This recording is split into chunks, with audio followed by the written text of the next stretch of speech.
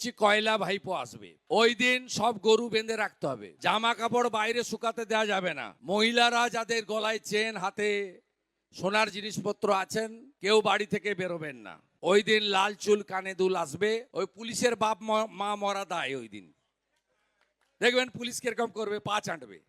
গতবারে দেখছিলেন না, অমরনাথ জলের বোতল নিয়ে ঘুরছে। এত নির্লজ্জ। কোথায় তমলুকে মারপিট হয়েছে, এই যে আইসিটা মিচকা শয়তান। আমি সেদিন 6টা লোক দাঁড় করিয়ে রেখেছে বাসন্তী বাজারে, সামনে পুলিশ।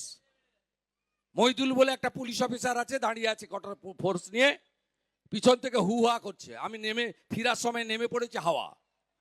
বেরিয়ে আসার পরে ভাকুটিয়া থেকে একটা ছেলেকে তুলে নিয়ে চলে গেছে, অ্যারেস্ট করেছে। আমি বলে দিলাম, যত অ্যারেস্ট হয়েছে না, সবকে আমি সংগ্রামী ভাতা দেবো বিজেপি সরকার হলে, মাসে 5,000 টাকা করে।